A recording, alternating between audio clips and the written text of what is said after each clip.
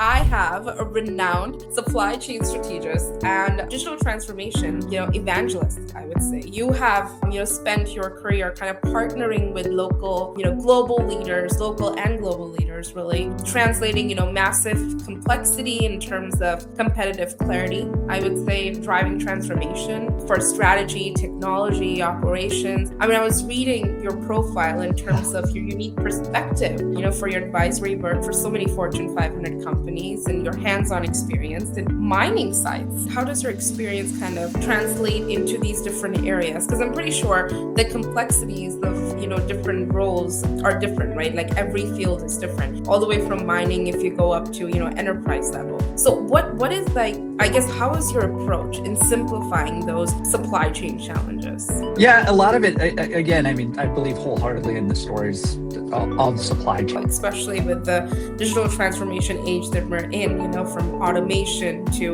predictive platforms, and especially the big one, AI, right? So how do you, see the role shifting and how is it affecting the human involvement versus, the tasks that you can kind of cancel out and give them the space to do more things? Yeah, it's interesting when you look at like the MIT study that said, what kind of, technical or organizational trait will separate supply chain leaders from the rest, like especially people from now to 4 to 5 years? What's going to be those things that we really need to focus on to make us better? I would say that there's a big point of, we spend a lot of time talking about the decisions we make and what's happening and what we're going to do.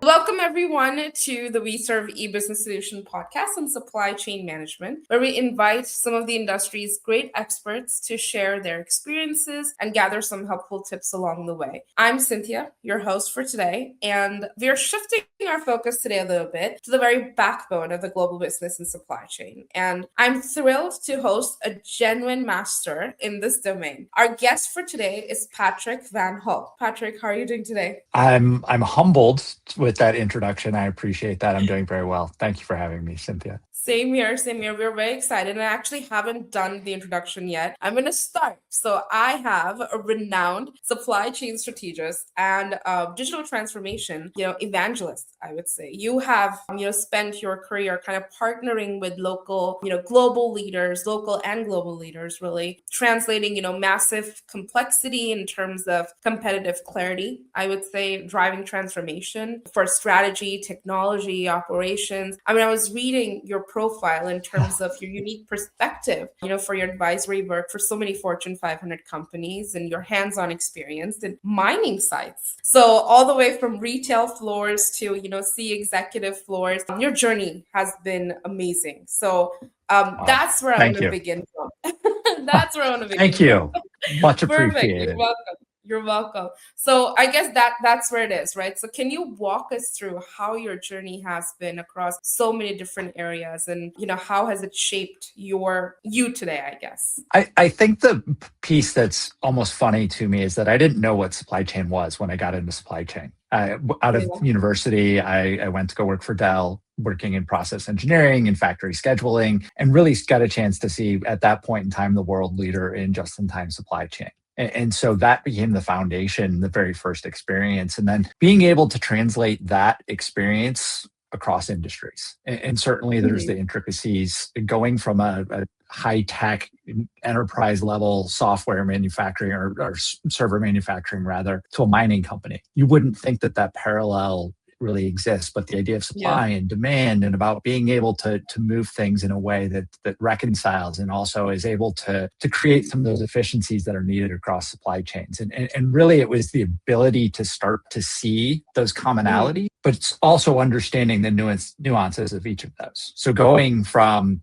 Dell to Rio Tinto, Apple to CVS, there were so many different things that would come up in each of those circumstances and really beginning to appreciate those unique characteristics. But at the same time, we were all trying to do very similar things. And I think that the vast experience really gave me that sense of everything that we are doing in supply chain is really having an impact on the human experience, whether it's mining, whether it's retail, whether it's consumer electronics or enterprise hardware. And then being able to work with executive leaders and help them to pick their heads up out of the work that they're doing, and really taking their teams and really evaluating the opportunities there, whether as an executive advisory and industry analyst or on the SaaS solution side, seeing that there's a more holistic approach to being able to connect these dots along the way and do it in a way that's meaningful for the people, not just for the outcome. Yeah, wow. But how do you kind of, understand, like how does your experience kind of translate into these different areas? Because I'm pretty sure the complexities of, different roles are different, right? Like every field is different, all the way from mining, if you go up to, enterprise level. So what is like, I guess, how is your approach in simplifying those supply chain challenges? Yeah, a lot of it, again, I mean, I believe wholeheartedly in the stories of supply chain, but really trying to get the end place of saying, what is it that we're trying to achieve, and really trying to move beyond just simple features and functions of supply chains and the tactical piece, but really trying to say, how is it that we can improve? How is it that we can go beyond what we're doing? And I think that's one of the pieces that's most interesting to me today with all of the technological advances too, is that we're now able to see that there's a whole lot of work that gets done because it's the way it's always been done. And we've looked at it in the past as transformational, but it's really just iterative. Now we're at this place that says, okay, what is the work that we're doing that we don't need to do or shouldn't be doing to begin with? And so I think that's part of it, is that I enjoy that ability to come up above that level of doing the work, having done it before, having understood the pain of the teams that I've managed when they're doing those repetitive tasks and so on. Yeah. We get the core principles about what they're trying to achieve, but then it becomes the idea of, how do we start making this work important to the people doing the work, not just to delivering a quarterly earnings statement, something along those lines. And I think that's a place where I really try to come at it from the human side of things and really build from that perspective, because we have this opportunity to elevate the work that we're doing. And certainly as we look at it across the board, there's real power in what's coming up. And so how do we start to put that power into the hands of the people doing the jobs? Exactly. And now, especially with the digital transformation age that we're in, from automation to predictive platforms, especially the big one is AI, right? So how do you, see the role shifting, and how is it affecting the human involvement versus, the task that you can kind of cancel out and give them that space to do more things? Yeah, it's interesting when you look at like the MIT study that said 90% of AI initiatives are failing. And it's, in many cases, it's what's my AI strategy? And it's this big overarching transformational headline grabbing thing, but then it's about what is it that we're actually trying to do? And I think that oftentimes it gets lost in that perspective. When you look at the data in that report, the 10% odd companies that are actually successful were very focused, and they're very driven by what they're trying to improve and how to deliver the results on those specific things, and then using AI to do that. And part of it's the relationship we have with AI, is that we still get to dictate in many cases what work needs to be done by AI, and we get to leverage it in a way, as opposed to just simply saying AI is going to fix everything that's wrong with anything. Because ultimately, the way that the world's moving right now, we can't plan on the static environment expecting what's happening today to happen tomorrow. Too many things are changing. They're changing too quickly. They're too interconnected. So let's go take those things that we do know that are static, that are going to be repetitive, that are going to be improvement opportunities, without really trying to go and reinvent everything that we're trying to achieve. Let's take those off the table. I think that's one of the pieces when we think about the relationship that we're building with AI, is that we need to be collaborative with it. We need to be more curious about it, but it's not just throw AI at a problem and hope it fixes. Yeah. So, well, how do you see, like, there are organizations that are very old school, right? They don't really want to accept the new digital transformation. But then there are corporations or, workforces that just want to adopt everything that's coming their way. Like, these are the new things, let's put them in and, do things. So how do you kind of focus on these different, disruptions? How do you kind of manage these companies? I guess let's start with the traditional ones. Yeah, I think in some cases we're still looking at high volume of activity. And too often that we've actually really looked at success in work is doing lots. And lots is a very subjective term, but I think that there's this opportunity for us to really start to say, okay, where is it that we actually have pain? I like to ask companies I work with and people I work with really 3 questions. What are those questions that you ask that always get the same answer? What are the questions that are asked that nobody ever answers? And what are the questions you just stopped asking because nobody wants to deal with them? And so I think fundamentally, when we kind of get into some of those elements about when we think about the jobs to be done, where is it that we're just avoiding the truth on some of this? And there are companies that just simply want to take their incremental return and get a little bit better every year. And certainly in the kind of incrementalism of quarterly reports and financial statements and things like that, that's completely acceptable. Yeah. But even within that, there's ways to reinvent what we're doing. And that's really this whole idea of transformation isn't just to get better at what we've always done. It's about to do something fundamentally different with what we have in front of us. Exactly. That kind of, explains it really well. But also, I mean, have you seen any kind of, emerging, I would say, risk or, fatalities, more like it, that, supply chain leaders are kind of like underestimating today, that they should really look at something? Yeah, I think that the idea of it's a big challenge that when we start to automate some of this work, we start to bring in AI and we start to eliminate some of those things that would have been more entry-level types of activities in the past.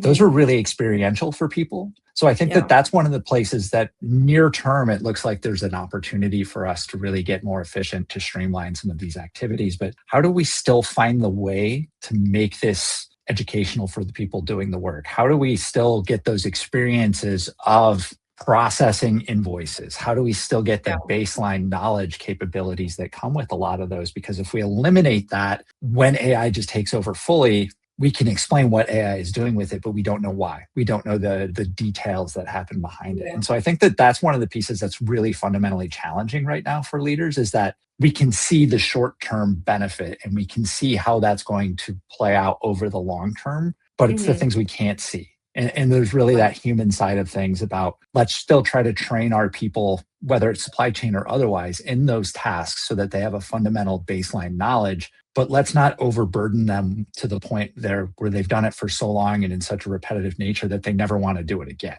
And I think that that's that fine line that we have to try and find, is that as leaders are in this rush to push AI and to get rid of people in some cases and to automate work, we have to be intelligent about who we need to be doing the work 5 years down the road, not just what things need to be done right now. Yeah, exactly. And all of this sounds so good, especially like, how to kind of talk to leaders and the idea behind it. But I know I love to hear an example that you can put all of this into an example and share it with us. We would love to hear something from your end where this actually played out in true sense. Yeah, I think when we look at the opportunity to look at, say, like risk, for example, and really being able to understand what's happening, and certainly as I look in the past, the idea of being able to identify risk is often very reactive. And so we think about the opportunities that exist and say, how do we start to get more insightful? How do we see when something's happening? And then how do we dig into the information? So thinking about that from my previous company and really looking at this idea that we can get notifications that a company is struggling financially, for example. And certainly when we think about those supplier relationships, being able to then dig into that and say, is this a company that I want to invest in strategically, but also financially? And there's a case that was highly documented within our company, is that the decision was made to make a significantly smaller investment in a strategic relationship because there was financial questions, but it was still business critical. So what is that minimal investment that you can make to continue your operations without putting yourself at risk? And so there's that defining answer is not just, this is risky, don't do this, avoid them, run away, but it's, there's a risk here, and what is the acceptable level of risk? Now, the next level to those types of things is to say, what do we do with it? How do we start to engage with that? How do we take the documentation that comes along with that? How do we aggregate this information? And then how do we start to put those into workflows that matter? And how do we start to trigger those things? Because we can follow the process. And this is something that we do in my current company at Tungsten Automation, is that we spend a lot of time bringing together all of that information and saying, okay, when we see this set of circumstances, this is the next step. This is the next right action, or choose between A, B, and C. That's the place that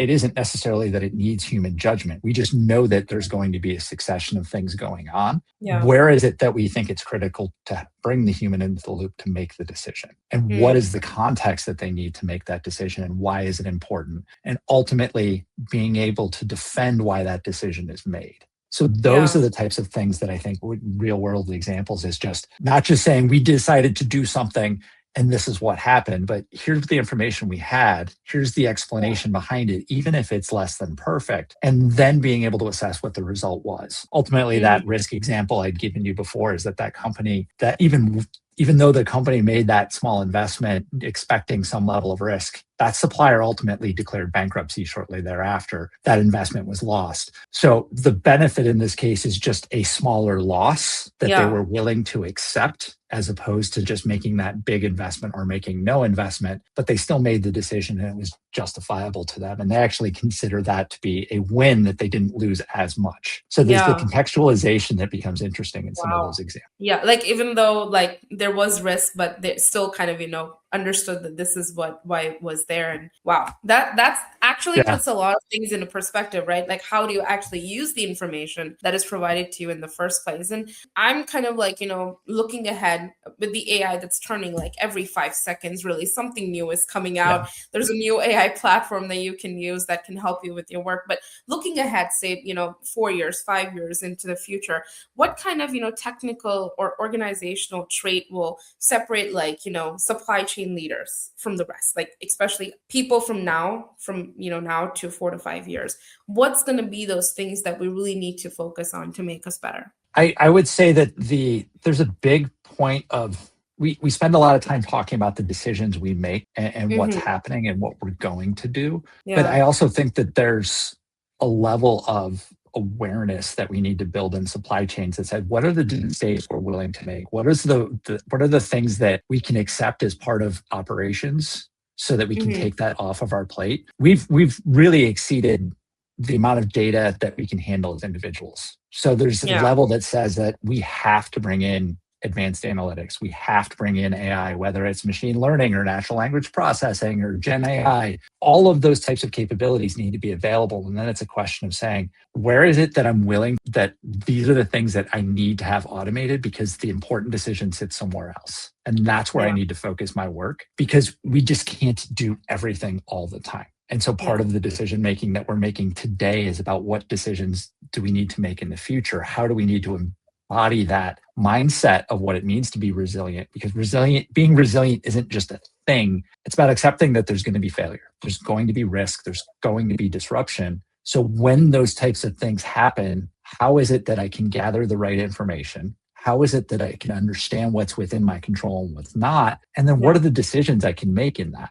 Those are the types of things that as we start to build this as a mentality and a mindset, we use technology to embody that and embed that in part of our process. That's the place where we just say, pandemic happens, terrible event in the course of human history that disrupted more than we ever could have imagined. But we knew that there was going to be some type of cataclysmic disruption that existed.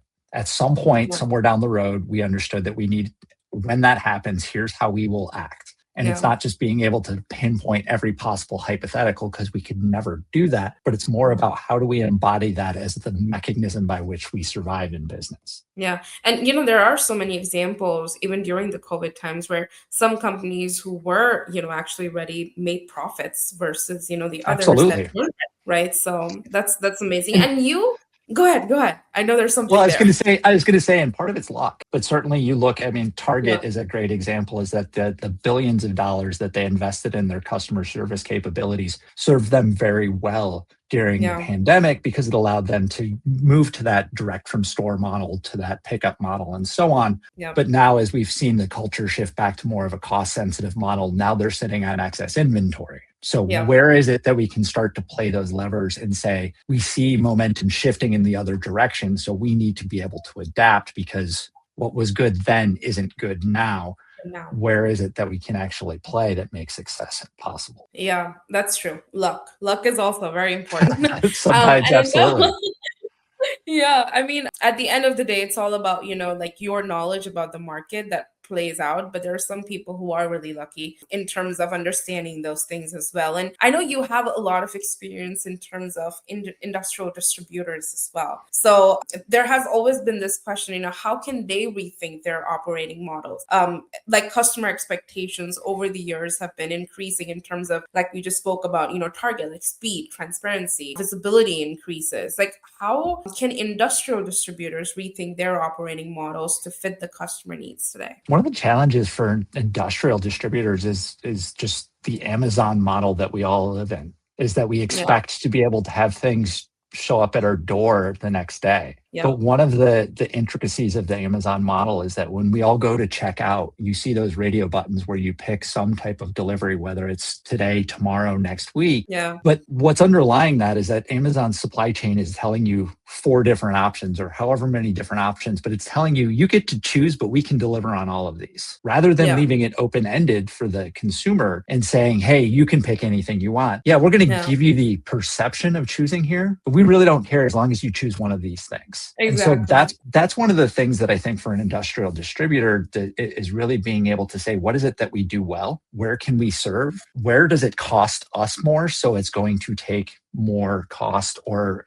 some type of trade-off conversation, and being able to articulate that. And I look back to an example earlier in my career where I was working with a biomed technology company, and they were struggling to distribute products into sub-Saharan Africa. Obviously, it's a tough market to get to in general, but they were trying to do it all in-house. And ultimately, in talking with the chief supply chain officer, I challenged him to say, why don't you tell your sales team that you can't do this? And he was pessimistic. He pushed back and said that would be career suicide. And I said, is it career suicide to promise to do something you can't do? Because you're going to fail at that. So why are you accepting that responsibility? And ultimately he came back and said, you know what? We need to move to a distributor model because they've told us that they can deliver, and they've told us the terms upon which they can deliver. And that takes the responsibility off of me so that we can now adapt how we're selling based upon that distributor model. So I think that's that place is where distributors are able to do things well, being able to articulate that value proposition and being able to show how that's better than what is the incumbent process, but also not promising the world, because ultimately if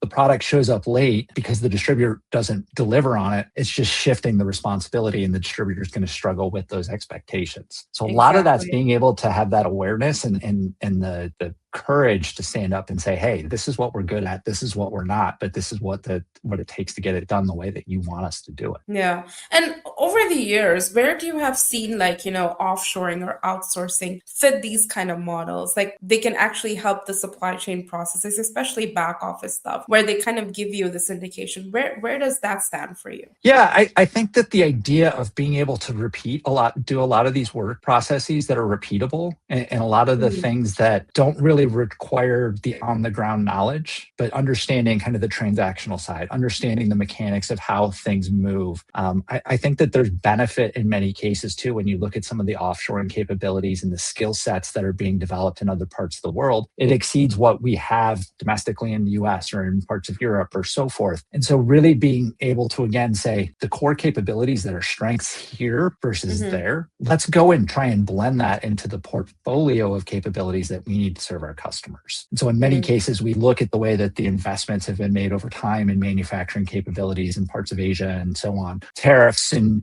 geopolitics and economics aside, there's a reason why we've chosen to go with those, because those skills and capabilities have been developed over decades. And it's something that's been lower priority in the US. To get that back domestically, it'll take time. Certainly the investments are being made now, but in the meantime, we need to find the right combination of those things. And I think that that's the place where we say is it's not just a tactic, but it's what is the overall portfolio of our capabilities? Where do we want to invest more in our strengths, and where are the capabilities that we absolutely see and weaknesses that have to grow and get better? Yeah, definitely. And there's so many SaaS companies out there as well in these kind of processes, especially for supply chain industries. They're especially built for supply chain buyers and supply chain sellers and stuff like that. What do you see as the biggest gaps really in how they position their technology, especially to these supply chain buyers? And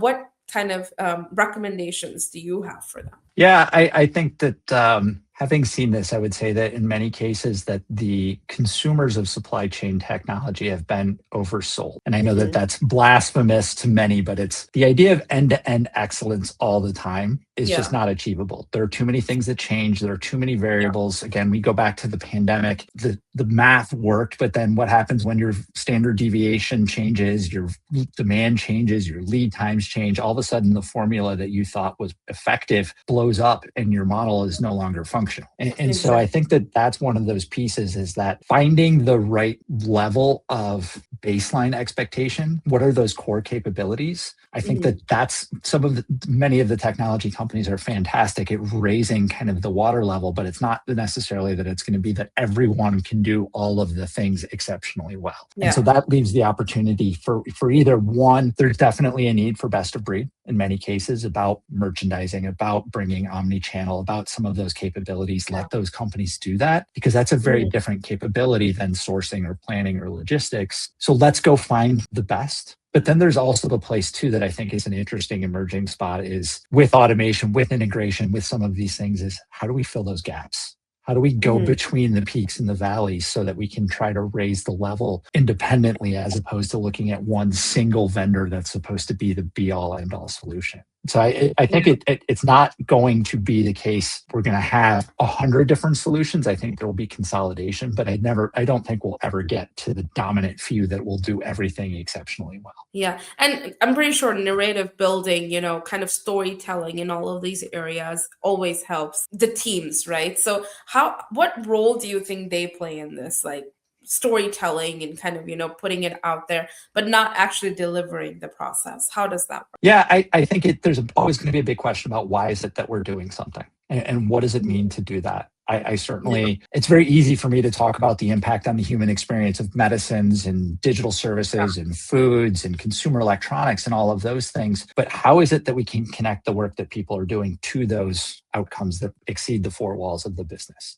And I think that there's a sense of purpose that comes with supply chain that we don't often look at, because we're so busy. We're trying to achieve a lot. We're trying to get a lot of stuff done. Yeah. And so there is that element about why are we doing it? How are we going about doing it? And there's that place that says that when we take the people who are doing the work and we connect them to a purpose, connect them to something meaningful, we let them build their own stories. Yeah. They can then start to have a place in telling their story going forward, because ultimately we're not at, there's a phrase called gold-plated grit that comes up. It's coined by the author Brene Brown. It's something that I've come to realize lately. It's not always about these beautiful failures that create these massive wins, but it's about how are we working through the struggles and how are we making them important enough to do it? Because the hustle and the grind and all of those things sound good, but when they're not really serving our purposes, that's where we start to lose people. So what is meaningful for them? How do we get them to the point when they're able to have their own sense of meaning so that they can learn and grow and contribute in ways that are important to them? And that's